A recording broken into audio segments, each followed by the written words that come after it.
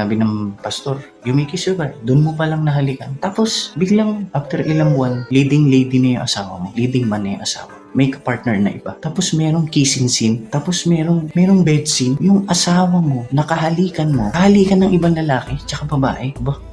Samahan mo, papayag ka ba ng ganun? Dapat hindi. Matapos sabihin ni Alvin Aragon ang dahilan kung bakit ayaw niya pasalihin sa naganap na concert ng Sex Bomb Girls ang kanyang asawa na si IC Trazona na dati ding membro nito.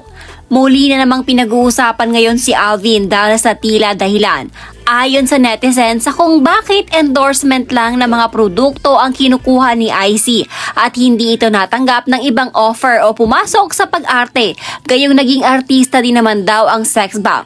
Hindi naman lingid sa ating kaalaman na kung ating matatandaan ay nagkaroon ng programa ang Sex Bomb Girls na kung saan mapapanood sila tuwing tanghali.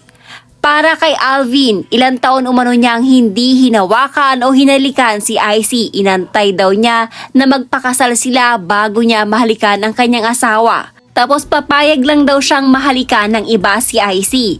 Hindi daw yon katanggap-tanggap. Nandiligaw ka sa asawa mo, ayaw mo halikan agad. Kasi inaantay mong sabihin ng pare o kaya pastor, you may kiss your bride. Inantay mo yon. Tapos sinabi ng pastor, you may kiss your bride. Doon mo palang nahalikan. Tapos biglang after ilang buwan, leading lady na yung asawa mo. Leading man na yung asawa mo. May partner na iba. Tapos merong kissing scene. Tapos merong bed scene. Yung asawa mo, nakahalikan mo. Kahalikan ng ibang lalaki, tsaka babae. Aba, samahan mo, papayag ka ba ng ganun? Dapat hindi. Matapos nito, binahagi naman ni Alvin Aragon ang buhay niya bago siya baguhin ng Panginoon. Marami ako ninakawan. Ninakawan ko yung lola ko. Binubuksan ko yung drawer niya. Kumukuha akong 5,000, 10,000. Tsaka kapitbahay namin, kinukuha ko cellphone. Nung napasok ako sa showbiz, doon ako nagnanakaw. Nanakaw ako ng ng cellphone din. Si Chris Lawrence, yung singer, ninakaw ako ng cellphone niya yun sa bahay niya. Meron pa isa co-worker ko sa showbiz. Kinuhanan ko siya ng almost 40,000 sa bahay niya. Yun, I spend money sa pagmamall, bili lang material things. Ganun ako kaloko-loko, katarantado. Magnanakaw ako. Until 2009, nakilala ko si Lord. Nakilala ko ang Panginoong Jesus. Naintindihan ko yung ginawa niya sa cross. Na may kabayaran pala yung kasalanan. Yun yung, you will go to hell when you die because of sin. But because of the love of God, He sent His Son, Jesus, to die on the cross. Kasi without the shedding of blood, pag walang dugo na mabubuhos, walang forgiveness na mangyayari. So because of the blood of Jesus that was shed on the cross 2,000 years ago, ano yun? Those who believe, mapupurgive sa kanyang mga kasalanan. Pinurgive ako ni Lord sa mga pagnanakaw na ginawa ko. At binago niya yung puso ko. Simula 2009, hindi na ako nagnanakaw. Tapos nakita ko si Chris Lawrence sa Gold's Gym sa Galleria. Pray ako, Lord, sabi ko, hingi akong tawad dito. Sabi ko sa kanya, Chris, ako yung nagnakaw ng P900 mo. Nagulat siya. Sabi ko, I'm sorry. Tsaka yung co-worker ko na ninakawan ko ng 40,000, nakasabay ko sa CR sa isang offices dyan sa Quezon City. Sabi ko sa kanya, ako po ang kumuha ng pera nyo, I'm sorry.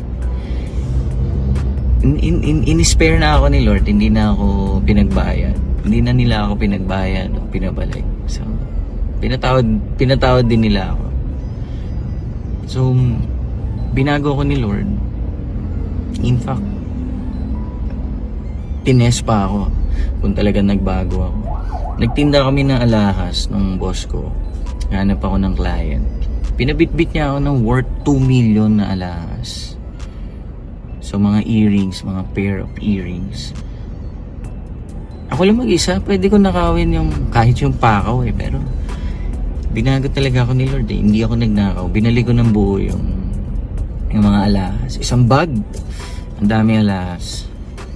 Tsaka ginawa akong manager, general manager ng The Generics Pharmacy sa Cavite City. Every day, kumikita yun ng pera. Ang instruction, kinabukasan, i-deposit mo yun sa BPI, sa account ko, sabi ng boss ko. Alam nyo, every day, lahat ng kinikita ng TGP, dinideposit ko. May time nga, wala kami makain ni IC dun eh.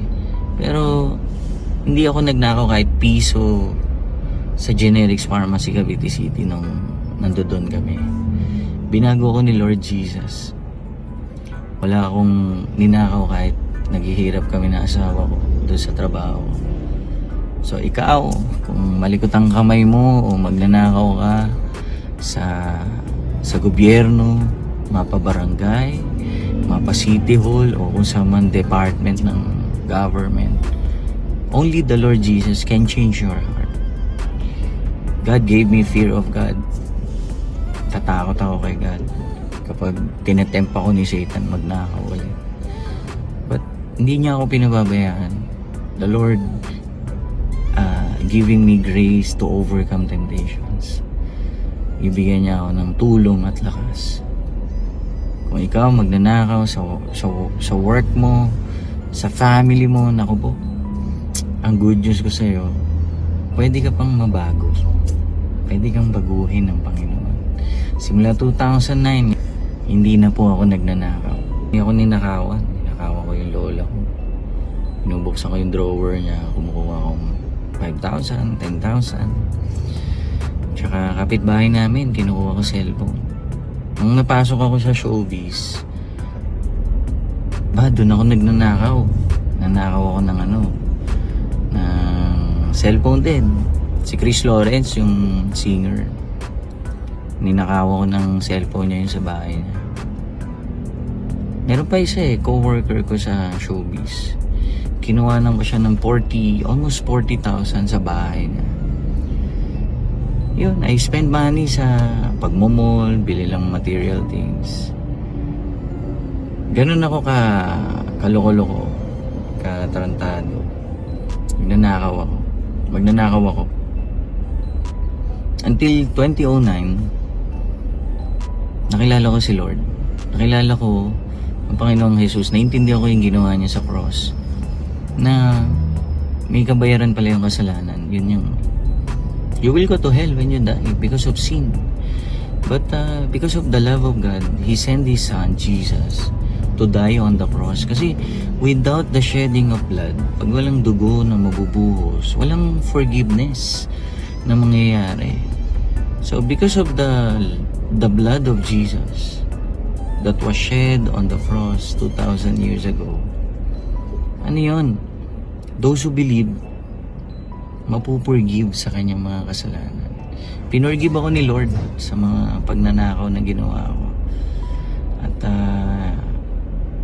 binago niya yung puso ko. Simula 2009, hindi na ako nagnanakaw.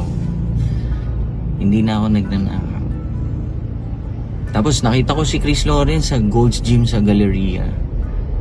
Pray ako, Lord, sabi ko, hingi akong tawad dito.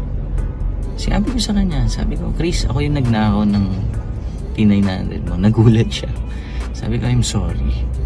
Tsaka yung co-worker ko na ninakawan ko ng 40,000, nakasabay ko sa CR sa isang offices dyan sa Quezon City. Sabi ko sa kanya, ako po ang kumuha ng pera niya. I'm sorry. In-spare na ako ni Lord, hindi na ako pinagbayad. Hindi na nila ako pinagbayad o pinabalik. So, pinatawad din nila ako. So, binago ko ni Lord. In fact, tinest pa ako kung talagang nagbago ako. Nagtinda kami ng alahas ng boss ko. Hanap ako ng client. Pinabitbit niya ako ng worth 2 million na alahas. So mga earrings, mga pair of earrings.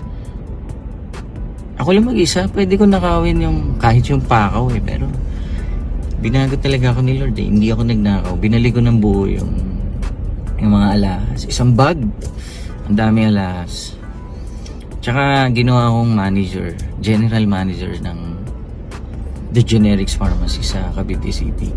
Every day, kumikita yun ng pera. Ang instruction, kinabukasan, i-deposit mo yun sa BPI, sa account ko, sabi ng boss ko. Alam nyo, every day, lahat ng kinikita ng TGP, dinideposit ko.